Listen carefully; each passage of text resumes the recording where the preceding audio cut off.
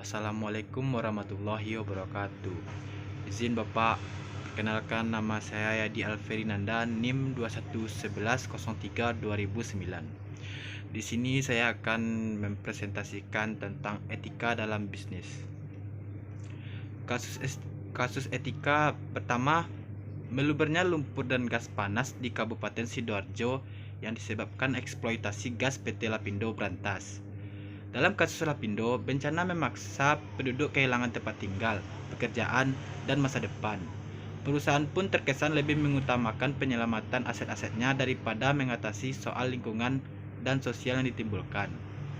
Kedua, obat anti nyamuk HIT yang diketahui memakai bahan pestisida berbahaya yang dilarang penggunaannya sejak tahun 2004. Pada kasus HIT, meski perusahaan pembuat sudah meminta maaf dan berjanji akan menarik produknya, ada kesan permintaan maaf itu dua klise. Penarikan produk yang kandungannya bisa menyebabkan kanker itu terkesan tidak sungguh-sungguh dilakukan. Produk berbahaya itu masih beredar di pasaran. Untuk kasus General Motors tahun 1993, menempatkan tangki bahan bakar dalam posisi berbahaya untuk penghemat biaya. Kasus Patricia, tangki diletakkan di belakang as roda dengan jarak 11 inci, standarnya 17 inci. Dengan posisi tangki seperti ini, perusahaan menghemat $6,19 per mobil. Setiap kebakaran bahan bakar membebani mobil $2,4. Biaya untuk meletakkan tangki pada posisi yang standar $8,59.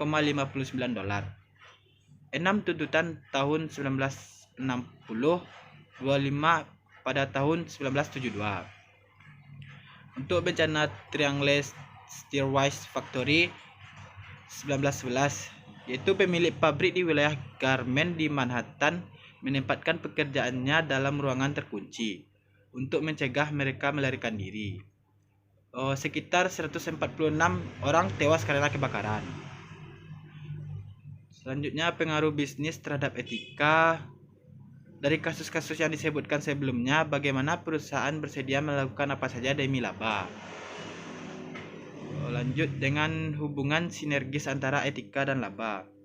Di era kompetisi yang ketat ini, reputasi baik merupakan sebuah competitive advantage yang sulit ditiru. Pada kasus itu, 7 orang dinyatakan mati secara misterius setelah mengkonsumsi Tylenol di Chicago. Lanjut dengan berbisnis dengan etika. Satu, secara sederhana etika bisnis dapat diartikan sebagai suatu aturan main yang tidak mengikat karena bukan hukum. Tetapi harus diingat dalam praktek bisnis sehari-hari, etika bisnis dapat menjadi batasan bagi aktivitas bisnis yang dijalankan. Etika bisnis sangat penting mengingat dunia usaha tidak lepas dari elemen-elemen lainnya.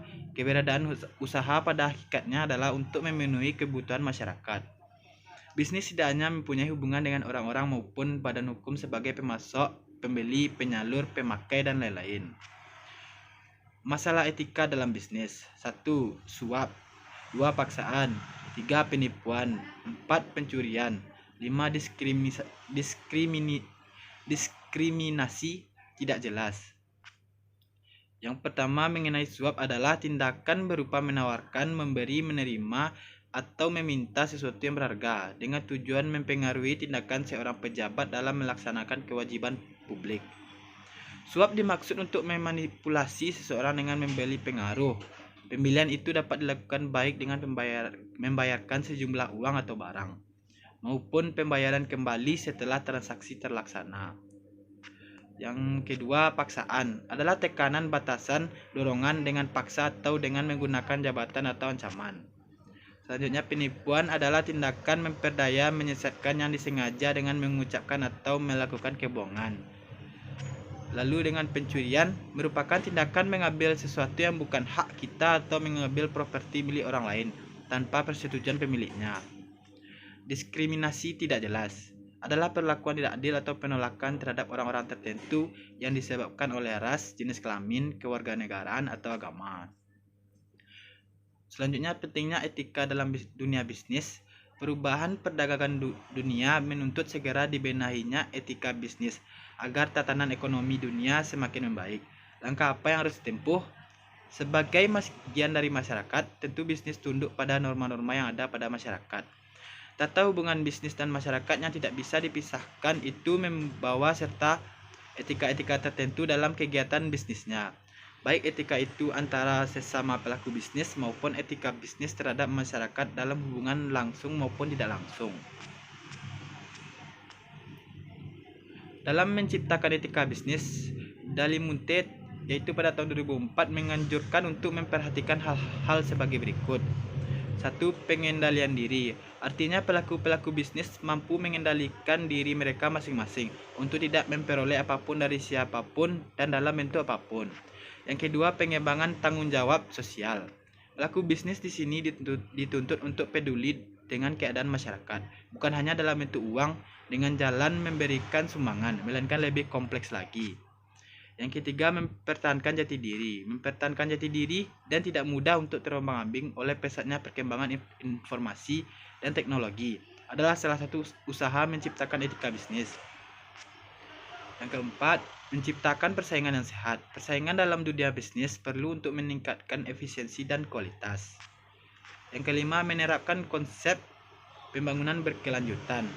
Dunia bisnis seharusnya tidak memikirkan keuntungan hanya pada saat sekarang, tetapi perlu memikirkan bagaimana dengan keadaan di masa datang.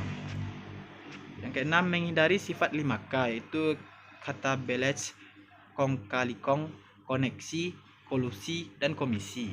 Yaitu jika pelaku bisnis sudah mampu menghindari sikap seperti ini, kita yakin tidak akan terjadi lagi apa yang dinamakan dengan korupsi.